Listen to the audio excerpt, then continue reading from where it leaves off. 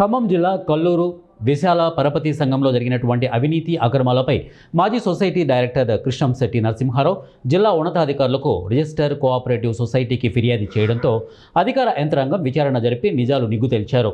ధాన్యం కొనుగోలు కమిషన్లో 8,16,000 రూపాయలు అక్రమాలకు పాల్పడినట్టు విచారణలో తేలడంతో దీనిపై జిల్లా కోఆపరేటివ్ అధికారి నగదును రికవరీ చేయాలని ఉత్తర్వులు జారీ చేశారు.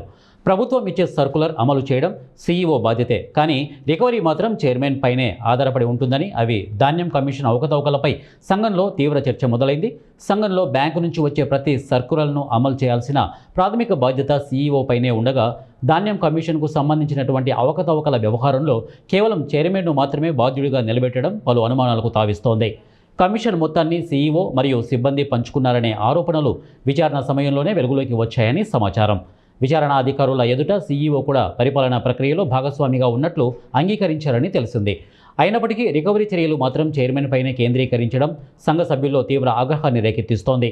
సర్కులర్ అమలు చేయాల్సింది సీఈఓ అయితే అక్రమాల బాధ్యత చైర్మన్ పైనే ఎందుకు అనే ప్రశ్నలు ఉత్పన్నమవుతున్నాయి. ఇది పరిపాలన లోపమా లేక బాధ్యతలను తప్పించుకునే ప్రయత్నమా అన్నది స్పష్టత కావాల్సిన అంశమని సభ్యులు అంటున్నారు. నిజానిజాలు వెలికి తీయాలని, విచారణ అధికారులు పంపకాలపై పూర్తిస్థాయి విచారణ జరిపి సంబంధితులందరినీ సమానంగా బాధ్యుల్ని చేయాలని సంఘ వర్గాలు డిమాండ్ చేస్తున్నాయి. పారదర్శకత లేకపోతే సంఘ ప్రతిష్ట దెబ్బతింటుందని వారు హెచ్చరిస్తున్నారు.